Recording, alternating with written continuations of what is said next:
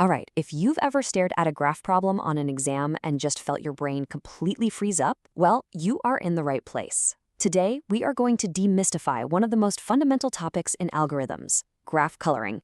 And by the end of this, I promise you'll have a clear roadmap to absolutely ace any question on it. So, here's our game plan. We'll start with the big picture. What is this stuff? Then we'll dive into what I like to call the easy mode of graph coloring. After that, we are going to level up to the boss battle, the famously hard version of this problem. But don't you worry, we're going to equip you with the go-to weapon for solving it. And then we'll wrap it all up with a cheat sheet of the most important things to remember. Okay, so what exactly is graph coloring? At its heart, it's this puzzle that starts out looking like something from a kid's coloring book, but believe me, it very quickly turns into a mind-bending computer science challenge. The classic way to get your head around this is with a map. Just imagine you want to color a map of the world, but with one rule. No two countries that share a border can have the same color. So, how many colors do you need? Well, it turns out you only ever need 4 colors for any map on a flat surface. That's the famous 4-color theorem. Now, how do we turn this into a computer science problem? Well, we represent each country as a vertex, or a node, and then we draw an edge between any 2 countries that share a border. And just like that, poof, we've turned a map into a graph. Okay, let's put on our computer science hats for a second and get formal, because this is the language you're going to see on your exam.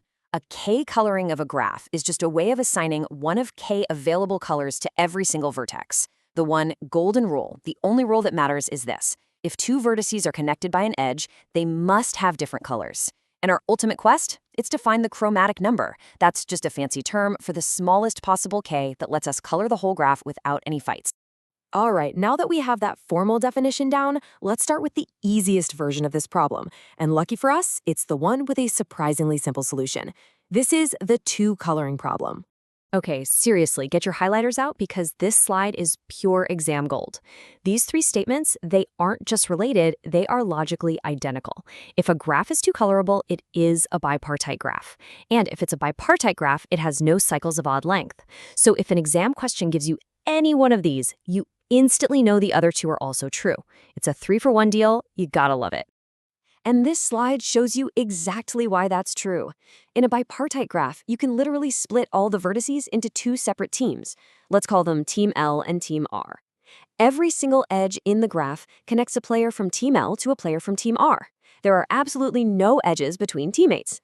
And this structure, well, it makes 2 coloring a piece of cake. Just color everyone on Team L blue and everyone on Team R red. Boom, problem solved. So here's the key takeaway. Because 2 coloring is really just a sneaky way of asking, hey, is this graph bipartite? We can solve it really efficiently. You can just use a standard algorithm like breadth first search. You start at any old vertex, color it blue, then find all its neighbors and color them red. Then you find all of their uncolored neighbors and color them blue, and so on and so on. If you ever find an edge connecting 2 vertices of the same color, bam, you know the graph is not 2 colorable. Otherwise, you're good to go. So 2 coloring is easy, we got that. But what happens if we add just 1 more color? What if we ask for 3 colors instead of 2? Well, as you're about to see, that one tiny little change takes us from a simple puzzle to one of the hardest problems in all of computer science. This right here, this is one of the most important ideas in all of computer science. I mean it. Going from 2 coloring to 3 coloring is like jumping from simple arithmetic to trying to crack an unbreakable code. 2 coloring is an easy problem we can solve in polynomial time, which basically just means it's fast. But 3 coloring, 3 coloring is NP complete, which is the fancy way of saying it is a hard problem. There is no known efficient algorithm that can solve it for all graphs. And hey, you don't have to take my word for it. This is a direct quote from one of the most famous algorithms textbooks out there. The difficulty of 3 coloring is so well established that computer scientists literally use it as a benchmark. If they can show that their problem is at least as hard as 3 coloring, they've proven that their problem is also NP complete. It's a huge deal.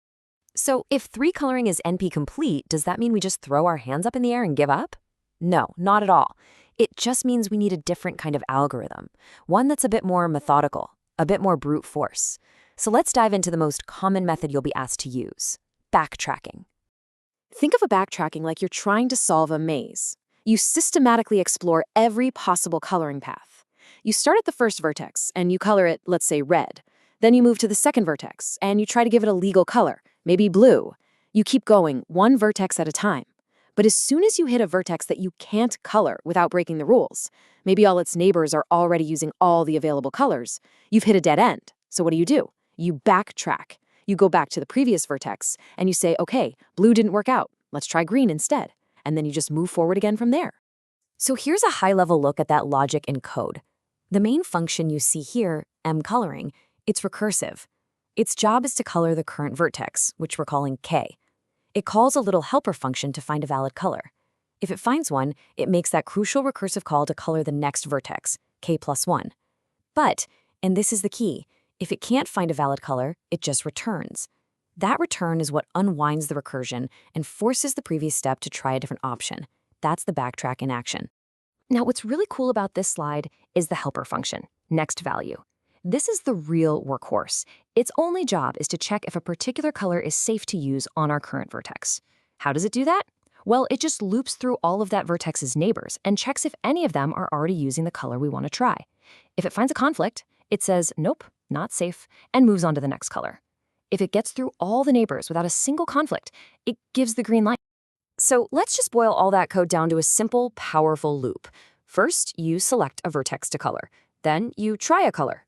Then you check if it's valid. If it is, you recurse and move on to the next vertex. If it's not, or if you've run out of colors to try, you backtrack and change the color of the previous vertex. You just keep repeating this process. Select, try, check, recurse, or backtrack until you've colored the whole graph. Okay, we have gone from simple maps all the way to complex algorithms. Now let's consolidate everything into the 3 most important takeaways that you absolutely need to have locked and loaded for your exam.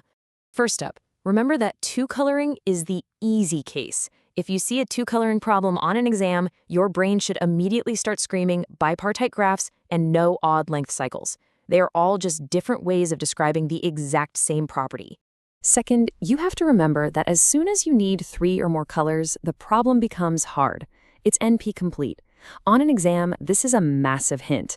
It's telling you, hey, don't waste time trying to find some clever, super fast algorithm. Instead, it's pushing you toward a more methodical approach, like, you guessed it, backtracking. And that brings us to our final takeaway. For the general K-coloring problem, backtracking is your go-to tool. Make sure you really understand the logic of selecting, trying, checking, and backtracking. It's not just a solution for graph coloring. It's a powerful template for solving a whole range of other hard problems, like Sudoku or the N-Queens problem. So, I want to leave you with this final thought. If coloring a graph is so incredibly hard, how does the real world even function? I mean, think about scheduling final exams at a university. Each exam is a vertex, and there's an edge between 2 exams if any student has to take both. The colors are the available time slots. Finding the minimum number of time slots needed is a graph coloring problem.